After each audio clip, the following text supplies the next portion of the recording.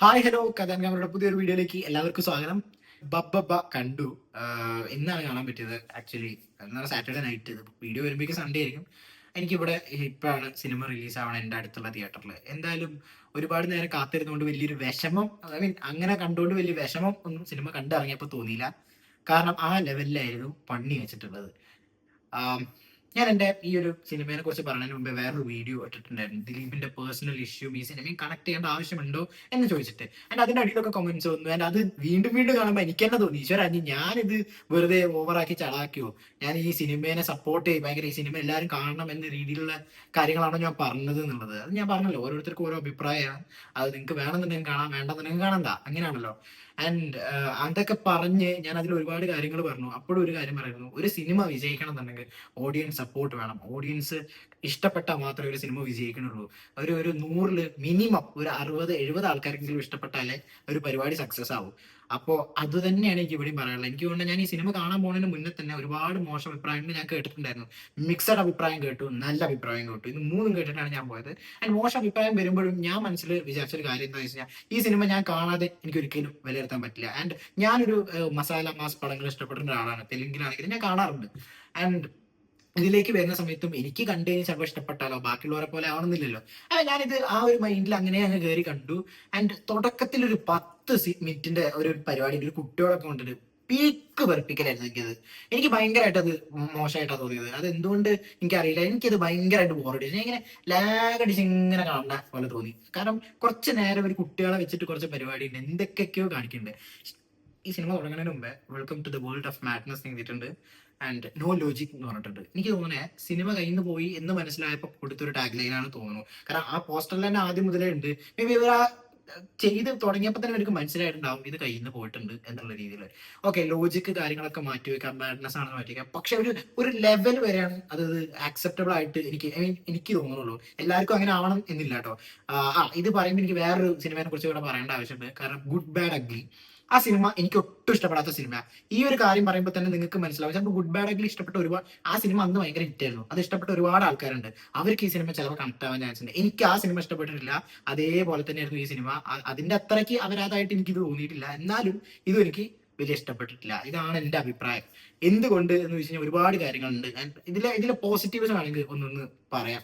കാരണം എനിക്ക് തോന്നിയ കുറച്ച് എന്റെ മനസ്സിലാക്കാനുള്ള പോസിറ്റീവ്സ് എന്ന് പറഞ്ഞു കഴിഞ്ഞാൽ, ദിലീപിന്റെ ക്യാരക്ടർ, എന്താ പറയാ, ആ ഒരു ക്യാരക്ടറിന് കൊടുത്തിട്ടുള്ള ബാക്ക്ഗ്രൗണ്ട് സ്കോർ, ഗോപി സുന്ദർ നല്ല വൃത്തിക്ക് ചെയ്തിട്ടുണ്ട് പരിപാടി. ഇങ്ങനെ കുറച്ച് സമയം കൊണ്ട് ആൾക്ക് ഇത്രയൊക്കെ കൊടുക്കാൻ പറ്റുണ്ടാവും. കുറച്ച് ഒരു ചുരുങ്ങിയ സമയത്തിനുള്ളിൽ ഇത്ര വലിയൊരു സിനിമയ്ക്ക് ഇത്രയും ബാക്ക്ഗ്രൗണ്ട് സ്കോർ കൊടുക്കുക എന്ന് പറഞ്ഞാൽ വലിയ കാര്യമാണ്.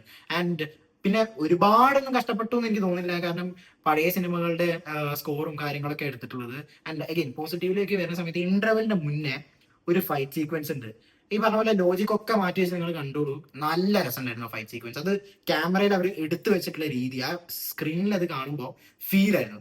ആൻഡ് അവിടെ ഞാൻ ഇങ്ങനെ ഒരു ഇന്റർവെൽ ഇങ്ങനെ ആയ സമയത്ത് ഞാൻ ഇങ്ങനെ ചിരിച്ച്, ആഹാ, ഇത് സ്കൂളിൽ നിന്ന് ടൂർ പോയ അവസ്ഥയാണല്ലോ. ഒരുപാട് DJ സെറ്റും പരിപാടിയും വെച്ചിട്ട് പഴയ നമ്മള് ടൂറൊക്കെ പോണ സമയത്ത് ബസ്സിലിടുന്ന പാട്ടുകളുണ്ടല്ലോ, ആ പാട്ടുകളൊക്കെ വെച്ചിട്ടാണ് ആ ഒരു ഫൈറ്റ് ഷൂട്ട് ചെയ്തിട്ടുള്ളത്. ആൻഡ് ഫൈറ്റിനെ കുറിച്ച് പറയുകയാണെന്നുണ്ടെങ്കിൽ നല്ല രസമുണ്ടായിരുന്നു ഫൈറ്റ് കാണാൻ വേണ്ടിയിട്ട്. സത്യമായിട്ടും എനിക്കത് ഭയങ്കര ഇഷ്ടപ്പെട്ടു. ഞാൻ അപ്പോൾ വിചാരിച്ചു, ഇതൊക്കെ അല്ലേ മെയിൻ ആയിട്ടൊരു മാസ് പടത്തിൽ വേണ്ടത്, അത് ഉണ്ടല്ലോ.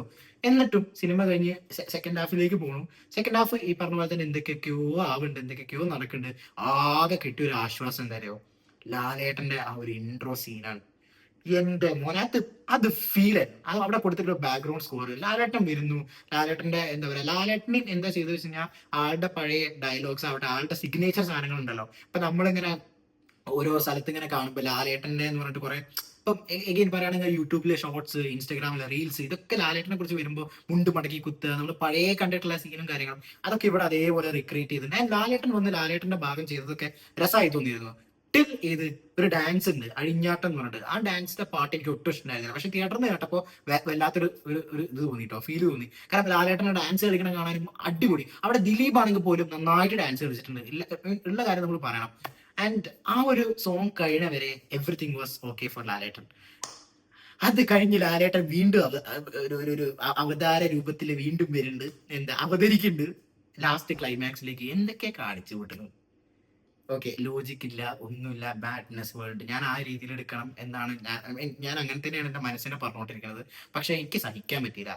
ഞാൻ അതൊക്കെ വായിച്ചിട്ടാ പോയത്. പക്ഷെ ഈ ഒരു ലെവലാണ് ഞാൻ പ്രതീക്ഷിച്ചത്. പക്ഷെ എനിക്ക് വന്നത് ആ ഒരു ലെവലിലേക്കായിരുന്നു. അതുകൊണ്ട് എനിക്ക് സഹിക്കാൻ പറ്റിയില്ല. ലാലേട്ടൻ്റെ ഒക്കെ ലാസ്റ്റ് ക്ലൈമാക്സ് പോർഷൻസ് ഒക്കെ ഭയങ്കര ബോറിംഗ് ആയിരുന്നു. പ്ലസ് ദിലീപ് ആണെങ്കിൽ എന്തൊക്കെയാ കാണിക്കുന്നത്, ഒരാള് എന്തൊക്കെയാ നടക്കണത് അതിൻ്റെ ഉള്ളില്. എന്തെങ്കിലും ഒരു മിനിമം ബേസിക് ആയിട്ടുള്ളൊരു സാധനം വേണ്ടേ, ഒരു കണ്ടന്റ് വേണ്ടേ? അതുപോലെ ഈ സിനിമയിലില്ല. എന്തൊക്കെ ലോജിക്ക് മാറ്റി വെച്ച് കാണാൻ പറഞ്ഞാല് ഏതൊരു മാസ പടത്തിൽ നോക്കുകയാണെങ്കിൽ എന്തെങ്കിലുമൊക്കെ ഒരു ബേസ് കഥ എന്ന് പറയണ്ടാവും. ഇതിൽ ഒന്നുമില്ല. ഇത് ഇറങ്ങിക്കഴിഞ്ഞാൽ നമുക്ക് തോന്നും എന്താ നടന്നത്, ഇതിലിപ്പോ എന്തായിരുന്നു എന്താ ഒക്കെ തോന്നും. ആൻഡ് ചില ക്യാരക്ടേഴ്സിനൊക്കെ വെറുതെ അങ്ങ് അവരൊക്കെ വരുന്നു, എന്തൊക്കെയോ കാണിക്കണം പോണു, അതേ ഉള്ളൂ.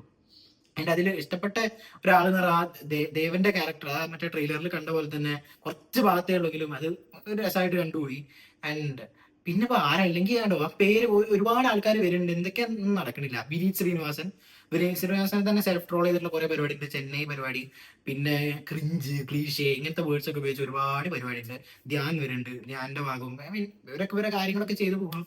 എനിക്ക് ഞാൻ പറഞ്ഞു, ഈ സിനിമയിൽ എനിക്ക് ഏറ്റവും കൂടുതൽ ഇഷ്ടപ്പെട്ടത് ലാലേട്ടന്റെ ഇൻട്രോയും അവിടെ കൊടുത്തിട്ടുള്ള സ്കോറും, പിന്നെ ആ ഒരു ഡാൻസ് വരെ ലാലേട്ടനെ കാണിച്ചു പോണ ഒരു പോർഷൻ, അതെനിക്ക് ആ ഒരു സംഭവത്തിന് വേണ്ടി മാത്രം തിയേറ്ററിൽ പോവാ എന്നുള്ള ഫീൽ ആയിരുന്നു എനിക്ക് കിട്ടിയത്.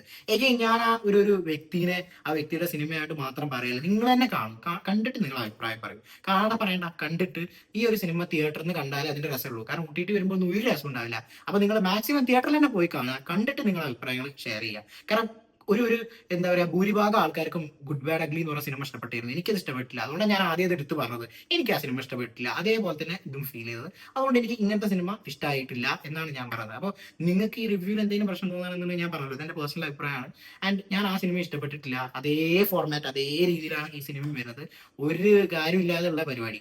ആൻഡ് ഒരു സജഷൻ എന്നുള്ള രീതിയിൽ പറയാണ്, ഇതിന്റെ സെക്കൻഡ് പാർട്ട് വരുന്നുണ്ട് എന്നൊക്കെ ആണ് ലാസ്റ്റ് കാണിച്ചിട്ടുള്ളത്.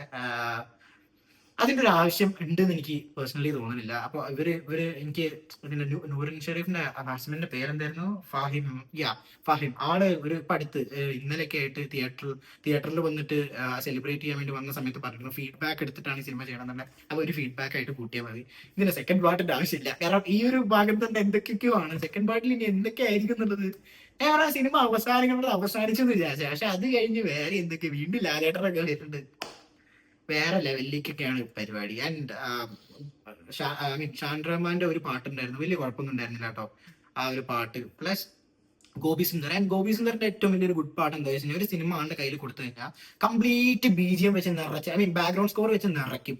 ഏത് സമയത്തും ചെവി പൊട്ടണ രീതിയിലുള്ള സ്കോർ ആയിരിക്കും. എനിക്കത് ഇഷ്ടമാണ്. അതുകൊണ്ട് ഈ സിനിമയിൽ എനിക്ക് എന്താ പറയുക, ഞാനിങ്ങനെ കണ്ടിരിക്കാനുള്ള മെയിൻ ഫാക്ടർ ഗോപി സുന്ദറിന്റെ വർക്കും പ്ലസ് ലാലേട്ടന്റെ കുറച്ച് സീൻ, ദിലീപിന്റെ ആണെങ്കിൽ കൂടെ രണ്ട് മൂന്ന് സീനുകളുണ്ട്. ആ ഫൈറ്റ് ഞാൻ പറഞ്ഞു ഇന്റർവെല്ലിൽ, അത് എനിക്ക് ഭയങ്കര ഇഷ്ടപ്പെട്ടു. അതൊക്കെ ഞാൻ അങ്ങനെ കണ്ടിരുന്നു.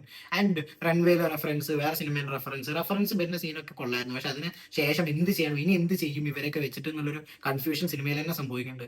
അതൊക്കെ ഭയങ്കര ബോറടിച്ചിട്ടാണ് കണ്ടിരുന്നത്. സോ എന്റെ ഒരു അഭിപ്രായം എന്നുള്ളത്, എനിക്ക് ഈ സിനിമ വല്ലാണ്ട് വർക്കായിട്ടില്ല എന്നുള്ളത് തന്നെയാണ്. സോ നിങ്ങൾ കാണും, കണ്ടിട്ട് നിങ്ങൾ അഭിപ്രായം ഷെയർ ചെയ്യൂ. ഡയറക്ടറിനെ കുറിച്ചൊന്നും പറഞ്ഞില്ല അല്ലെ, ആ ഒരു സംഭവം തോന്നുന്ന ആൾ ഭയങ്കര പീക്ക് ദിലീപ് ഫാനാന്ന് തോന്നുന്നു. അപ്പോൾ ദിലീപ് ഫാൻസിന് ഉറപ്പായിട്ടും അടിച്ചു പൊളിക്കാനുള്ള പരിപാടിയാണ് സിനിമയിലുള്ളത്. ആൻഡ് ആള് ആ രീതിയിൽ ദിലീപിനെ പോർട്രേ ചെയ്തിട്ടും ഉണ്ട്. പക്ഷെ എവിടേക്കോ എനിക്ക് ഫീൽ ചെയ്തു ഇതൊരു ഫാൻ സർവീസ് ആണെങ്കിൽ കൂടെ ഒരു പ്രോപ്പർ ഫാൻ സർവീസ് ആയില്ല എന്നുള്ള ഫീൽ എനിക്ക് വന്നത്. കാരണം ഞാനൊരു ഫാൻ ഒന്നല്ല, പക്ഷെ എന്നാലും അങ്ങനെ എവിടേക്കൊക്കെ ഫീൽ ചെയ്തു. എന്റെ പേഴ്സണൽ അഭിപ്രായം. സോ നിങ്ങൾ തിയേറ്ററിൽ പോയി കാണൂ, കണ്ടിട്ട് അഭിപ്രായം പറയൂ. Thank you for watching me. By.